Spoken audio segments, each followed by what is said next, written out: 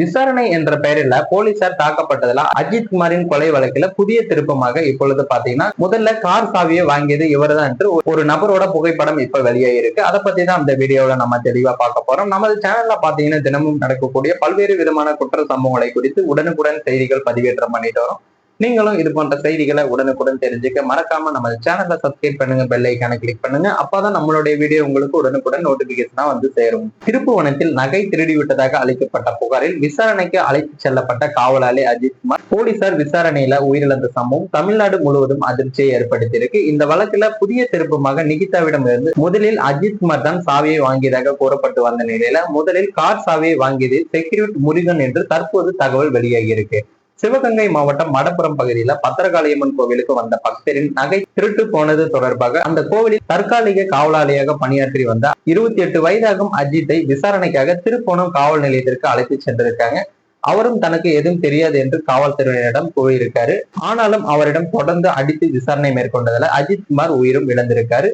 இந்த சம்பவம் தமிழகத்தில் கடும் அதிர்வலையை ஏற்படுத்தியிருந்துச்சு. இது தொடர்பாக துறை ரீதியான விசாரணை மேற்கொள்ளப்பட்டு 5 காவலர்கள் கைது செய்யப்பட்டிருக்காங்க. முதல்வர் மு.க.ஸ்டாலின் அஜித் குமார் குடும்பத்தினரிடம் மன்னிப்பும் கேட்டிருக்காரு. அதோடு மட்டுமல்லாமல் உரிய நீதி கிடைப்பதற்காக சிபிஐ விசாரணைக்கும் இந்த வழக்கை மாற்ற உத்தரவிட்டிருக்காங்க. சிபிஐ அதிகாரிகள் பாத்தீங்கன்னா ஆகஸ்ட் 20ஆம் தேதிக்குள் விசாரணை அறிக்கையை தாக்கல் செய்ய வேண்டும் என்று மதுரை உயர்நீதிமன்றம் உத்தரவிட்டிருக்கு.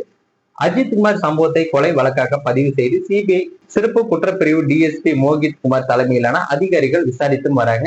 ஜூலை 14ஆம் தேதி விசாரணை தொடங்கிய நிலையில அஜித் குமாரின் தாய் தம்பியை மதுரை ஆட்டிக்குளத்தில் உள்ள சிபிஐ அலுவலகத்திற்கு இன்று இருவரையும் அழைத்து சென்று விசாரணை மேற்கொண்டிருக்காங்க. 7 பேர் கொண்ட 2 குழு இருவரையும் வாகனத்தில் சிபிஐ அலுவலகத்திற்கு அழைத்து சென்றிருக்காங்க. 15வது நாள் விசாரணையை அஜித் குமார் வீட்டில் சிபிஐயும் தொடங்கியிருக்காங்க.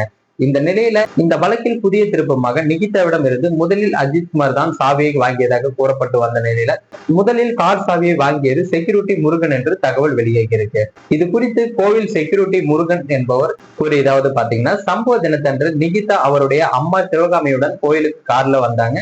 அவர் கோவிலில் வாசலில் அம்மா சிவகாமியை வீல் சேரில் வைத்து நின்றிருந்த போது அஜித் குமார் என்னிடம் வந்து காரில் சாமி கும்பிட வந்திருக்காங்க, செலவுக்கு ஏதாவது கொடுப்பார்கள், அவர்களுக்கு சுவாமி கும்பிட கொஞ்சம் ஏற்பாடு பண்ணுங்க எனவும் கூறியிருக்காரு. பிறகு பாத்தீங்கன்னா நானே நிகிதாவுக்கு புளியோதரை தண்ணீர் ஆகியவற்றை வாங்கி கொடுத்தேன். அவர்களை உபசரித்த பிறகு நிகிதா கார் சாவியை என்னிடம் கொடுத்தாரு. அந்த சாவியை அஜித் குமாரிடம் கொடுத்து காரை பார்க் செய்ய சொன்னேன். ஆனால் அஜித் அந்த சாவியை யாரிடம் கொடுத்தார் என எனக்கு தெரியாது. நிகிதாவை அன்றுதான் முதல் முறை பார்த்தேன். அடிக்கடி இந்த கோவிலுக்கு வருபவர் இல்லை.